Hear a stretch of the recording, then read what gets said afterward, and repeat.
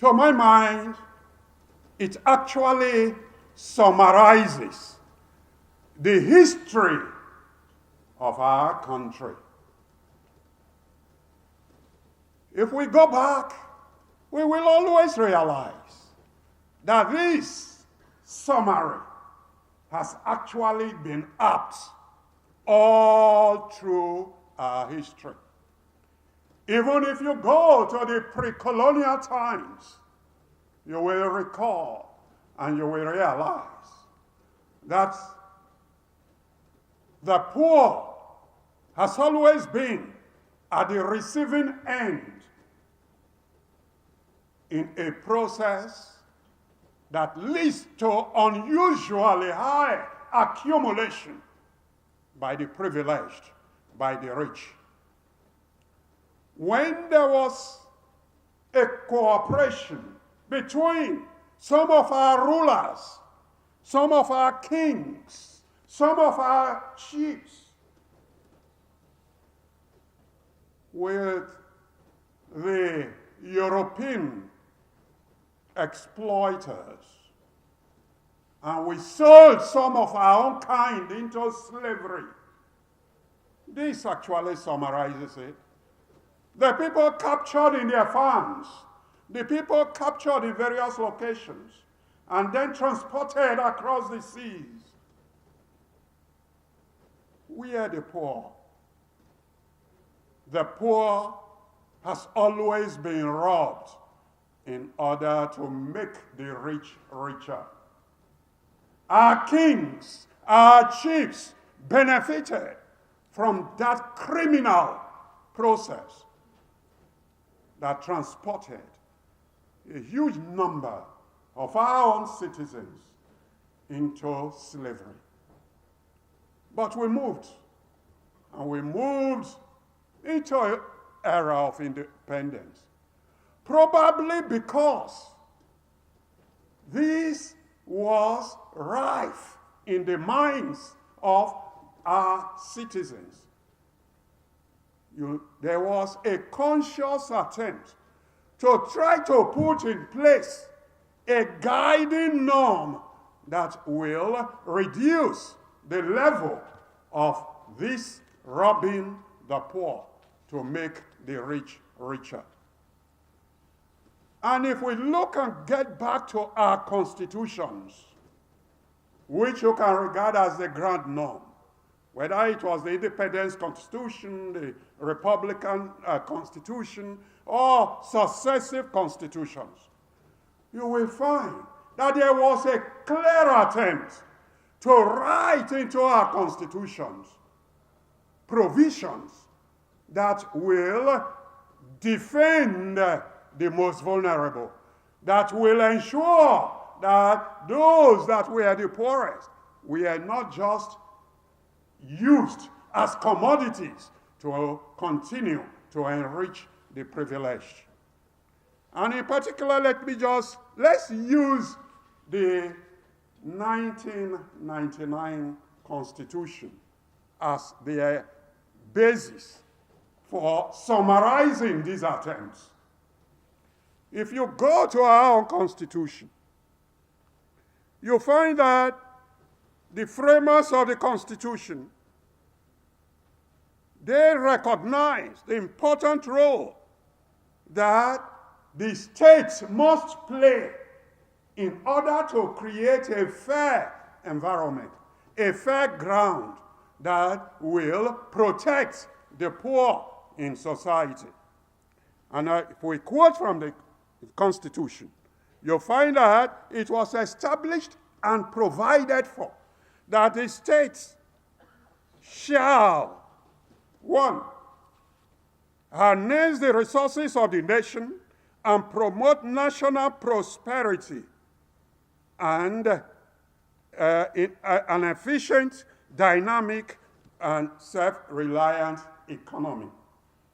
2, it was provided, control the national economy in such manner as to secure the maximum welfare, freedom, and happiness for every citizen on the basis of social justice and equality of status and opportunity. We know today we'll come back to see how well we have been able to do this. And then provided that without prejudice to his right to operate or participate in areas of the economy other than the major sectors of the economy, manage and operate the major sectors of the economy.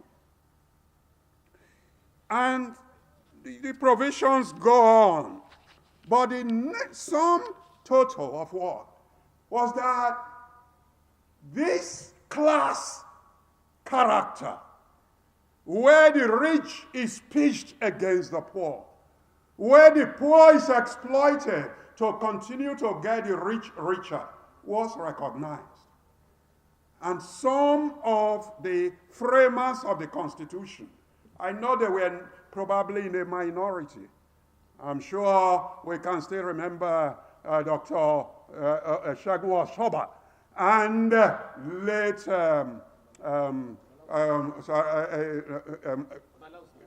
sorry?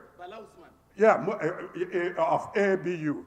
These were, as it were, the minority that recognized this and forced this into the Constitution in the hope that these provisions will be able to create a state that will be able to represent the interests of the poor, the interests of the rich, and ensure justice, fair play, equality, and all that. Unfortunately, comrades, if you look at our economy, the way we have run it, particularly since 1986, when the structural adjustment was forced on this country, we have run this country and we have run our economy without even an iota of paying attention to these provisions that we are meant to protect the most vulnerable in our society. And we have created a situation since then in which we find that the economy was thrown open for the enrichment of a tiny proportion of the Nigerian population in consonance and in partnership with external capital. You find that this minute class, the economy was opened up to them. Those production entities that collective investment had been made in the guise of selling or privatization, those assets were distributed at prices that were actually equivalent to handing these things over, handed over to private entities who now have consolidated their power and control over the economy. That process has sequentially resulted in a situation in which we now have, as it were, complete deindustrialization. Nigeria today, when we look at the industrial sector, and you compare it to the pre-SAP situation, and you look at the years intervening, rather than industrialization taking more root, industrialization has receded. Production has collapsed. We have become, as it were, because before SAP, we were in a situation in which light industry, basic consumer production, had taken root. And we were growing to develop into areas in which we would have medium-scale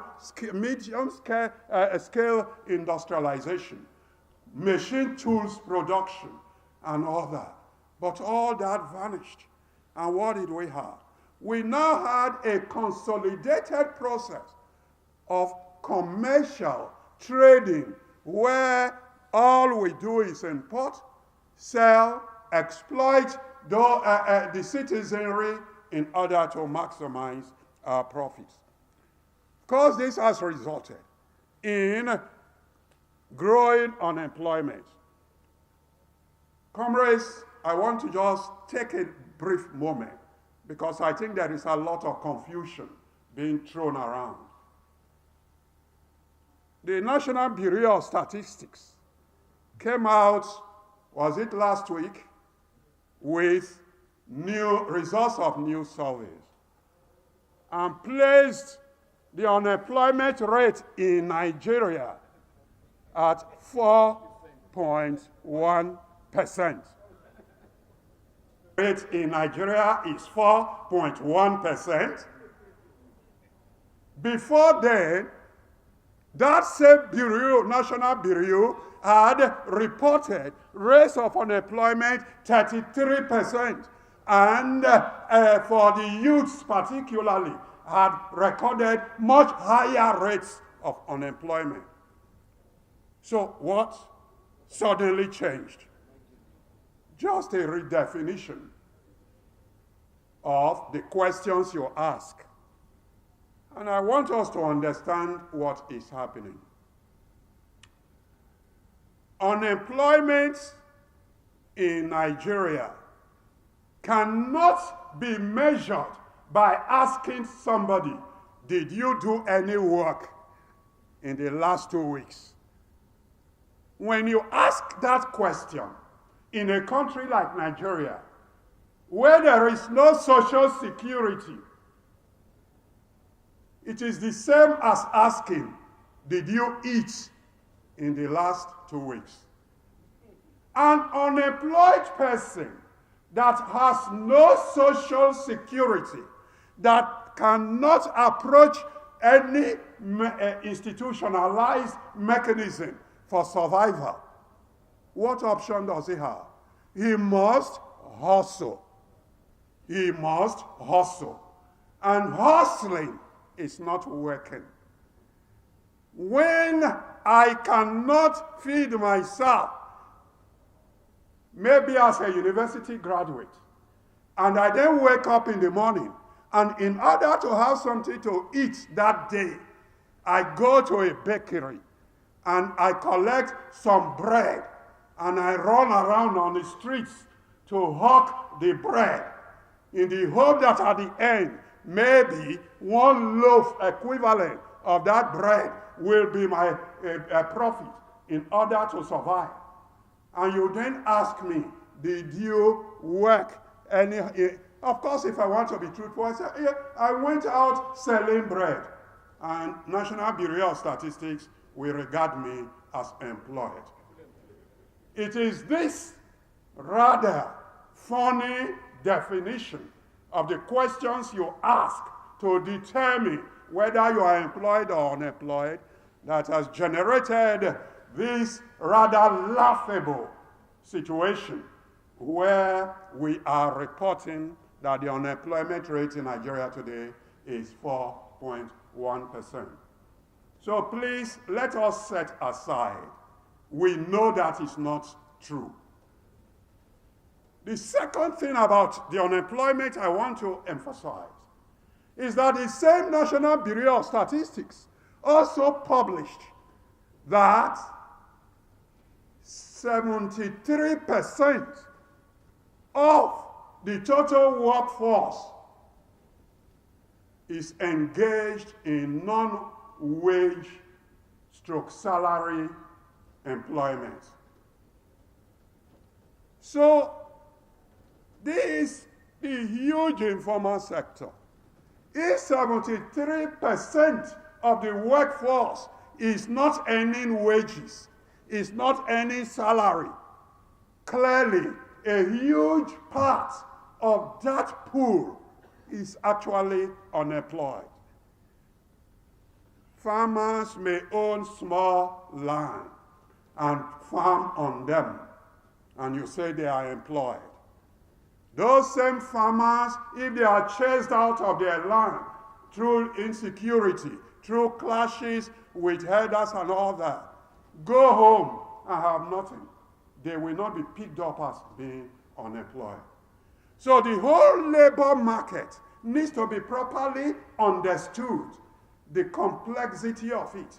And therefore, we need to challenge the National Bureau of Statistics to do a proper definition of what is realistic in the Nigerian situation to define unemployment. If, for comparative basis, they want to use a definition that is used in some other countries, they say for comparability, do that for just theoretical purpose. But for reality and for the purposes of planning and for the purposes of economic policy, let us define a proper, relevant base for identifying the level and rate of unemployment in our situation. The second major thing that has, apart from unemployment, is that falling population proportion increasingly is moving away from the wage salary sector into the informal sector. So the informal sector has become like a sponge. It takes on the unemployed. Whoever is unemployed is counted as employed by self-employment in the informal sector. And we need to realize that when you have such a skewed proportion between formal work and non-formal work, it is a recipe for impoverization, and therefore a heightening of poverty that we are dealing with. And then we have that because production has collapsed, I have already talked of the industrial basis of production, how it has collapsed. But it is not just the industrial base alone. The agricultural production is also collapsing. Because you see, you have commercial product agriculture, which used to be the base upon which Nigeria engaged in export trade. In my primary school days, if I still see some of my textbooks, we will find that we used to learn, and it used to be taught us, Nigeria is the number one exporter of palm produce in the world. Nigeria is the second exporter of cocoa beans in the world. And there were several of those. They used to be itemized in what used to be called economic geography lessons in my primary school days. But today, we know that we no longer have any reasonable presence in international trade of such commodities. It would have been something positive if we ceased to be the largest exporter of palm produce, because we are now using it as raw material internally in production. That would have been positive. But that is not what it is. Just as we are now not able to export, we are even importing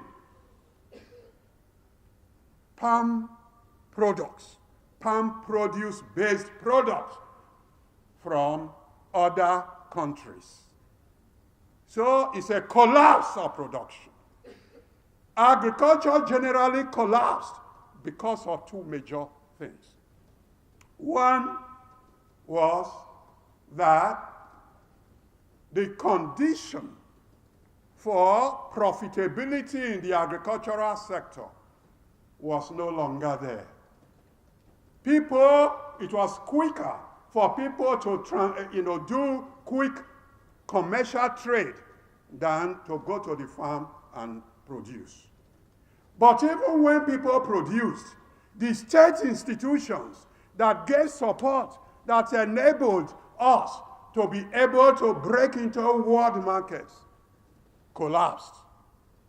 So for instance, cocoa produced in Nigeria, if it has to be exported, needed to be smuggled into Ghana for proper grading before it will be accepted for export. We used to have state institutions that provided quality control, that provided grading, and that provided marketing support to farmers. All those vanished with the structural adjustment that we carried. And when that happened, agriculture collapsed. And so people are in agriculture to produce, basically for our home, for feeding, we produce grains to turn into feeds in order to have animal feeds and all that. But beyond those, even those are operating under stress. We all know the security or insecurity situation in our country today and how that is impacting on the rural area, the rural economy, agriculture, and all that. And so there is also a growing collapse of even agricultural production.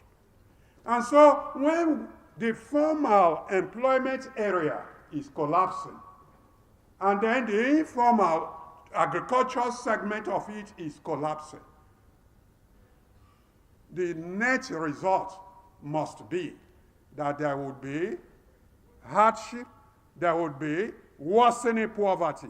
And therefore, when people say that Nigeria has become the poverty capital of the world, it did not happen just by accident. It is because it's a process that we have put in place. But as that is happening, and people are getting poorer, the majority of Nigerians are sinking into poverty. A small percentage of the population is smiling daily to the banks and are looking at the position they occupy on the global wealth scale as to whether who is the richest, what position do you occupy, and all that. And the situation that Nigeria really faces today, therefore, is such that in every aspect of our economy, the poor toil and go home with pittance. But the major benefit of their toil is captured and pocketed as profit by the rich. I'll give examples. Starting with petroleum. Crude oil. We said we know the role crude oil has played in our economy. Crude oil became the provider of almost all our foreign exchange. But the rich, the upper class of our society, made up of two elements. Those of them who say they are businessmen, and those of them who occupy positions in government that allows them to have access to instruments of control. What did they do? They discovered that the quickest way to take the resources of the country and concentrate it in themselves was to now invest in a new business in the oil sector. And so people would go. The pipelines that we established to carry crude to the point of export suddenly is other people go and tap into it. And ships, these are not, I'm not talking of those who use barrels to take crude to go and cook and produce diesel. No matter how many days you spend carrying those, you are not going to make a major dent on the quantity of export. But what we have is that the rich have so well perfected their looting of the national resources that they now created parallel pipes they use in taking the Commonwealth, the crude. They now privatize it and export it and pocket the money. And so the crisis that we see in Nigeria, which came to a very sharp head under the years of the Buhari regime, in which we now say there is a fiscal crisis of the state, and we invaded the market to borrow from left and right and all that, was created and accentuated by this invasion of the common resource and privatization of such common resource. The rich, they belong to various institutions. There have been open claims that those who are stealing our crude include elements of the military, elements of those who run the industry on behalf of government, and elements of the business class. These things, when they are said, we debate them for one day and they die down. Even when people have been caught with shipload of crude being taken away, how have we dealt with them? There have been at least 2 documented cases. We quickly rush there, we take the ship and we destroy it. And one wonders, if we rush to destroy evidence, are we really serious that we want to get to the bottom of the matter? So rather than really pursue to the logical conclusion and get to the bottom of those responsible, we do cover-ups. And then people come saying, Nigerian crude is falling. Our daily oil production is way beyond our OPEC allocation. We now say it is 1.2 million barrels a day. I have always argued that that is incorrect. Our oil production is not falling. We are producing it. But the part that the rich is leaving for the Nigerian state and the Nigerian people to export is what is falling. They take the difference for their own personal benefit and for their own personal enrichment. And until we are able to come to grips with this and come to terms and be able to break the cartels which involve all these people, we are going to continue the lamentation and no solution is going to come. We can hire, Tom Polo, they call whoever, and give contracts to as many people as possible to police the creeks, to look at, even when they are able to locate and bring to our attention.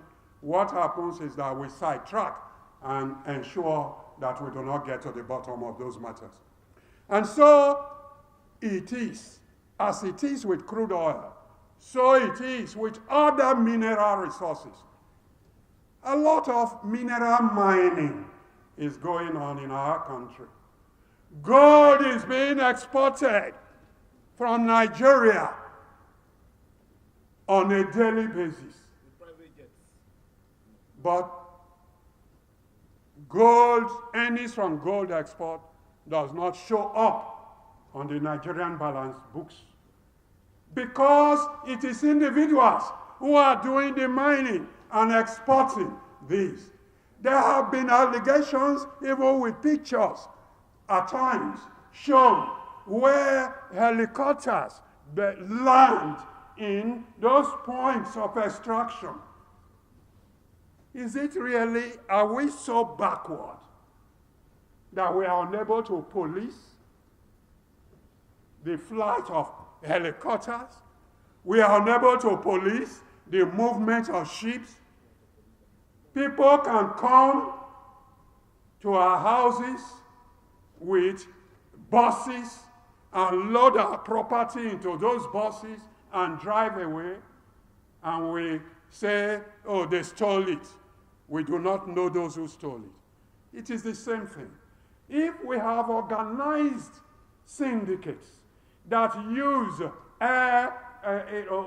resources, helicopters, or use ships and all that to propagate and continue with this dangerous exploitation that puts the poor in perpetual poverty and create wealth for a few, then something fundamentally is wrong. Actually, any government that is unable to secure our resources and their exploitation and ensure that they are exploited for the benefit of the nation state and citizens generally has no business calling itself a government. Whether it is politically elected or it is put there by whatever means, the fact of the matter is that we have elements representing us and claiming to be government on our behalf who are actually facilitating the process of looting and the process of impoverization of the poor. When resources are stolen by a few, you can say, well, that is them. How does that make the ordinary people poor? Of course it makes the ordinary people poor. What has happened? Because of the stealing, our balance of trade and balance of payments are in perpetual crisis. And that comes to haunt the stability of our national currency. And when our national currency goes the way it is going now, what does it translate to? For an economy where domestic production is on the decline, and many of us have to depend on imported products, and the naira depreciates so sharply, the ultimate result is inflation. And we now see that we have an official reported inflation rate of over 24% currently. Think of what it means.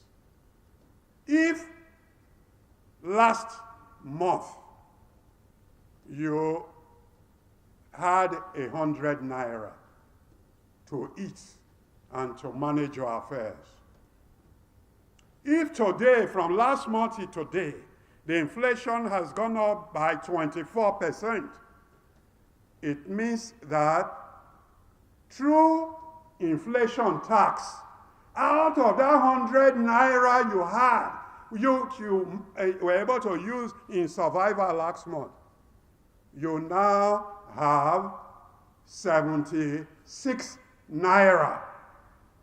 The remaining has been taken, as it were, by government as inflation tax. And what you are going to be able to then live on is that equivalent of 76 naira.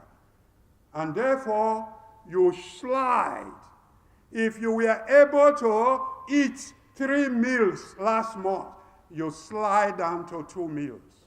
If you were able to go to the hospital when your child was sick last month, you may now be faced with a situation in which your child is sick, and you consider everything and say, well, let me manage the situation at home. I vividly witnessed a very painful situation in which a woman came to a teaching hospital with her child very sick on her back. And brought the child, they checked, and they said, no. The child was virtually dehydrated. They needed to admit the child. But when they itemized for the woman the thing she must immediately put on the ground for them to admit her, the amount, she didn't say a word. She just picked the child up, slung the child back on her back, tied her up, and started walking away. And the nurse said, this child is going to die. He said, let her die at home. And she walked away. That may just be one incident, but it is actually what is happening in every corner of our society, particularly since the state has collapsed in the provision of social amenities. You cannot depend on a medical care that you can go to, even if you have no money, and you will be treated. You cannot. Education is collapsed. It's been so commercialized, and the rich realize that they can make profit of you by establishing their own educational institutions while running down the public school system. The greatest demonstration of this is our tertiary education. Universities. It wasn't accidental that the policy of private universities was nurtured and speedily implemented. And suddenly every member of that class owns a private university. And they charge what they want to charge. Meanwhile, the public universities are collapsing. They are ready to pay salaries and wages in their privately run universities to those they employ in such places. But they are not ready to come to agreement at the collective level, at the public institution level, to pay even 50% of that amount. And so we need to realize that we are faced with very grave situation. Let me quickly move, because that is characterizing what we are facing. But the reality of the situation is that lamentation is not sufficient. We must find things that we must do, how we respond to this. And basically, I want to take a two-pronged approach to what we need to do. One is in the short term, and the other is in the longer term. In the shorter term, we have to recognize that we operate within an institutional framework that governs our economy. I had already pointed to the provisions in the Constitution. Some struggle is going on. If we had 10 SANs, Falana, with each of them ready to go to litigate the respect of the provisions of our Constitution and our laws in relation to the economy, we would at least slow down the ravaging impact of this looting class. I know he's been in court on a number of issues, challenging, but one such person, and it's like the late Fawahimi used to do. He did his own, he passed on. We need a more elaborate, a more systematic way of dealing with this matter. And I think that maybe, first, in the short term, the Congress, maybe in discussion with people like SAN here, can put together a pool of like-minded legal luminaries that we can use to challenge the violations of our Constitution as they happen, and the violations of various economic laws as they happen in moving forward. Two, I want to focus on the immediate, the fuel price increase, and how we need to deal with that. I think that any government that did what the Tinubu government did, to suddenly raise the price of fuel by such a tumultuous amount without a plan, does not deserve to be called a government. If you choose that you are going to, quote and unquote, remove subsidy, there are objective steps you must take and conditions you must meet before you do it. You do not even have to do it in one fell swoop. You can do it as a phased process. Among those things, it has always been there. We have always argued that to say you are going to leave the price of fuel to the market in a situation in which we are importing all our consumption, that was a recipe for disaster. But to further compound it, what did they do? As they were doing that, they opened up the foreign exchange market. So traders who want to import fuel invaded the foreign exchange market to buy dollars to go, and that crashed the value of the dollar. And so they bring in product. But the value of the dollar has, the pressure on it by that demand has crashed it, and therefore the price of the product today is no longer sustainable tomorrow. So by doing these two things together, they ensured that they drove people, as it were, almost to their graves. And the reality today is that an average worker, let's say of anything, if you use the civil service, below level 8, the total take-home pay, if you really work it out, is unable to meet transport costs of going to work 5 days a week. Even governments have realized that and have started talking of, okay, we will work 2 days a week. That cannot be a solution. Working 2 days a week is another way of saying you are disguising unemployment. In a country where social services are in decay, public service employment is supposed to be more engaged in order to provide such social services. And so the first thing is to roll back. We must contest and say that this price increase must be rolled back, and tell them that when they say they have saved so many trillions since the so-called removal is, it is not saved. Tell them that what they have done is that they have taken out of the pockets of Nigerians so many trillions in that period. Some of it, they said, tear down the wall, the case of the Berlin Wall. Tear down this rampaging capitalist structure that is on the ground.